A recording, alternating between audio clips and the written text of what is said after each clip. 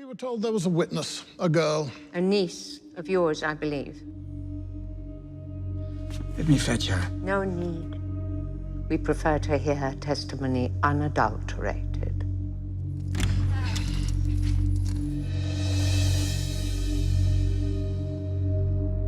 Littlefinger thinks the jig is up. I mean, he's pretty sure that it's over for him, and you can see his face, and it's one of my favorite scenes in the season. He's not gonna be able to slither out of this one the way he has so many times before.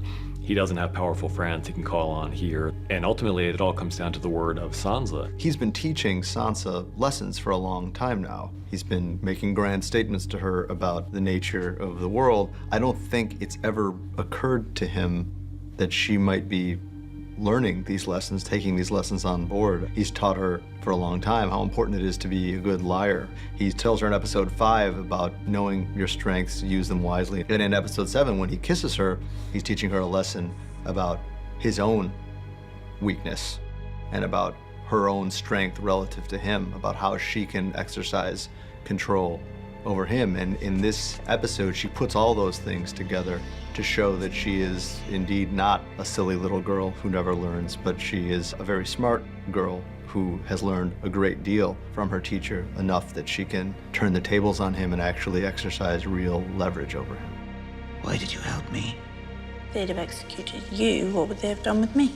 It's basically a devil you know kind of situation where Sansa doesn't know these other people, and for all the creepiness of Littlefinger, he has protected her in some ways. You know, she's never come to serious harm with him, and she does feel like she knows his motives. She reveals that she made a very Littlefinger-esque calculation about what was best for her, and when she tells him that she knows what he wants, it's a pretty bald statement of saying, I know where your raw nerve is. I have figured out what I am to you, the confusing mix of daughter and second chance at the woman you loved, and I am prepared to use that against you, if necessary. I think she's probably the only person so far to ever really get the upper hand with Littlefinger. Littlefinger is always 3 steps ahead of everybody, but he's suddenly finds himself 1 step behind this girl who he'd written off as a stupid little girl who never learns.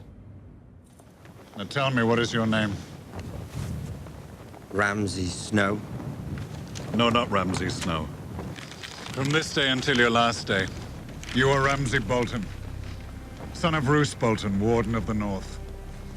I think Roose is very pleasantly surprised that his bastard has turned out so well. Anything horrible that Ramsay has learned, he's learned from watching his father. I mean, Ramsay is a psychopath, and I don't think Roose qualifies as a psychopath, but they're both very extreme characters, even in the context of this pretty brutal world. And Ramsay has achieved, in Roose's eyes, tremendous things. He may have done them in an unorthodox manner, but most importantly, the way in which he used Theon to take Moat Cailin, which is a very important strategic position for Roose.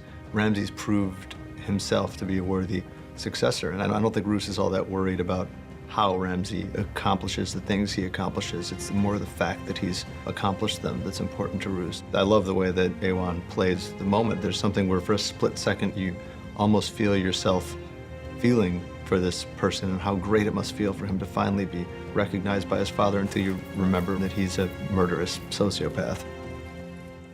Why did the usurper pardon you? Who do you think sent this to Meereen? Who profits? This is the work of Tywin Lannister. He wants to divide us. If we're fighting each other, we're not fighting him. The pardon was signed the year we met. It's hard to keep a thing like that covered up forever, especially when your enemies are so invested in putting a wedge between you. I mean, they're a good team. They complement each other nicely in lots of ways that are really troublesome to the Lannisters especially. So it shouldn't be a surprise. I think it's just one of those things that in hindsight he probably should have told her a long time ago, and it's more the fact that he kept it from her than the fact that he did it, which seals his fate. I think from Dany's perspective, this is the most earth-shattering thing that could possibly happen to her. He's her rock and her anchor. The way in which he stops her from flying off into potentially dangerous directions. And when someone that important to you, that central to you, is shown to be not just a liar, but when their entire relationship to you is shown to be based upon a lie, I think it poisons every corner of her world with doubt and mistrust. From his perspective, he may have started as an informer, but she is his whole reason for being at this point. I mean, he's completely given up on his desire to return to Westeros in any way except by her side. His home now is wherever she happens to be. So this is really like being expelled from the garden for him. This is the worst thing that could happen to either of them. You told them I was carrying Drogo's child? Yes or no? Khaleesi. Don't call me that. Did you tell them I was carrying Drogo's child? For her, it's her child. When Viserys put her child in danger and pointed the sword at her stomach, you saw a switch flip in her. You saw something change, and she watched him die without blinking an eye, even though he was her brother and the only family she'd ever known. And when she realizes that Jorah was also responsible for putting that child in danger, I think that's what closes the door on him forever. Do you remember Cousin Orson Lannister? Of course. Wet nurse dropped him on his head and left him simple. Simple? Used to sit all day in the garden, crushing beetles with a rock.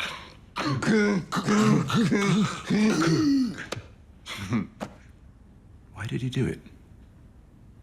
What was it all about?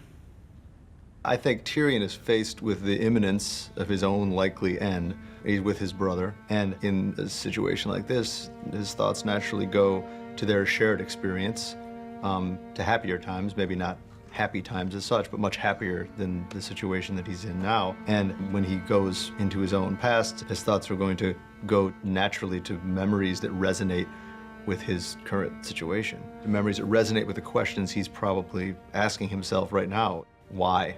Why is this happening to me? Is there any reason? Is there any meaning behind the situation that I find myself in? I think that even if in his heart of hearts he probably thinks the answer is no, it would be really great to hear someone that he loves tell him otherwise. I think there's definitely a grasping quality to his story. Peter and Nikolai both did such a fantastic job with it that you really feel the bond between these two brothers having what may well be the last conversation they ever have. Looks like very light armor. I like to move around. You could at least wear a helmet. You shouldn't drink before a fight. I always drink before a fight. What's really fascinating to me about Oberyn is he always does what he wants to do when he wants to do it, which sounds normal, but I don't think anyone really lives their life like that, or no sane people really do, because you'd get arrested or you'd get shot, you know. I mean, your life would be very, very short if you really did that. But Oberyn has no compromises, and on the one hand, it makes him a very admirable, kind of magnetic personality, because I think we all tend to have envy for someone who's that free and who's that courageous. You know, he never lets fear stop him from doing anything.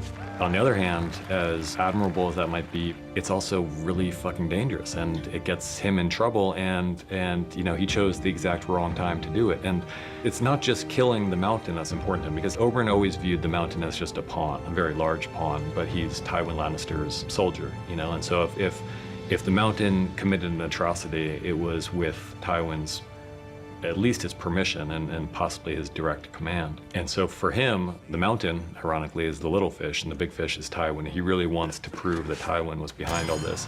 And so he wants the Mountain to confess his guilt in front of Tywin, in front of all the lords and ladies of King's Landing, and that's the victory he's after, not just killing the Mountain. And he's so close to getting that, or he feels like he's so close, but he gets a little bit careless. And you know, any other man in this position, he's down on his back, he's been speared through the gut, he's poisoned, you know, it would be fine. But the Mountain is not like normal people. You know, he's freakishly strong and kind of refuses to die in this moment. And so Oberyn gets a little bit careless and makes a fatal mistake.